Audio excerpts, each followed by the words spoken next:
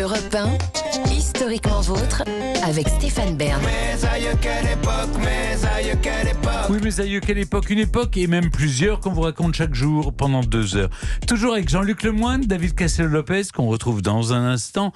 Et aujourd'hui avec vous, Olivier Pouls, notre guide culinaire vivant et même très bon vivant.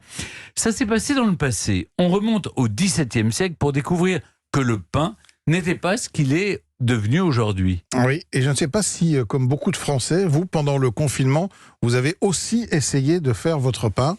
Non. Ah si. Moi, ça me faisait une raison pour sortir de chez moi, donc j'allais encore à la boulangerie. En tout cas, petit message à mes copains qui continuent à essayer de faire leur pain. Arrêtez les gars, ce n'est pas bon. C'est un vrai métier que celui de boulanger. Enfin bref, si vous avez essayé de faire votre pain, vous le savez, il faut 4 ingrédients pour produire du pain: de la farine, de l'eau, de la levure et du sel.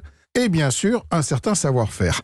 Alors l'homme sait faire du pain depuis plus de 5000 ans, mais celui qu'on a longtemps, très longtemps consommé était évidemment bien éloigné de celui que nous connaissons actuellement, à savoir, vous savez, des belles miches bien alvéolées, un pain léger, une croûte brune, croustillante et un goût surtout très équilibré. Et en fait, au XVIIe siècle, j'y viens, 2 ingrédients vont profondément modifier le goût du pain de l'époque et donner naissance à ce que l'on peut appeler le pain moderne. Alors le premier de ces ingrédients, c'est tout bête, mais c'est le sel.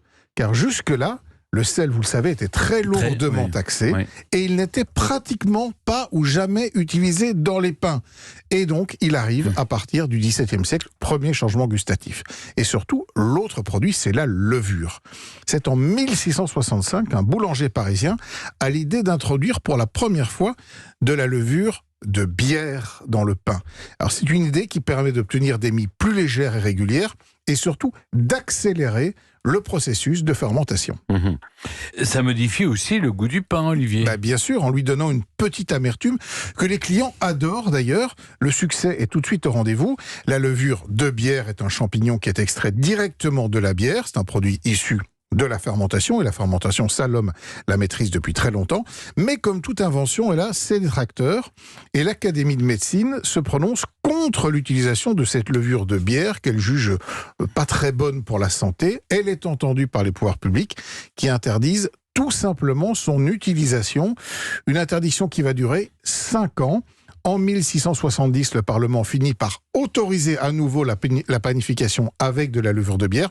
Mais il faut savoir qu'en réalité, les boulangers n'ont jamais cessé d'utiliser parce que les clients en étaient très friands. On voit alors naître des pains plus raffinés, notamment ce qu'on appelle les petits pains dits à la reine, composés de lait et de levure de bière. Mais aujourd'hui, c'est la levure dite de boulanger qui est utilisée. Oui, et alors cette levure-là est arrivée un peu plus tard, à Vienne, en Autriche, au 19e siècle. Les boulangers viennois travaillent avec une levure obtenue à partir de distillation de grains de céréales qui présentent de nombreux avantages. Alors elle ne dénature pas le goût du pain, elle n'a pas ce côté amer qu'a la levure de bière. Elle travaille vite et offre un bon rendement.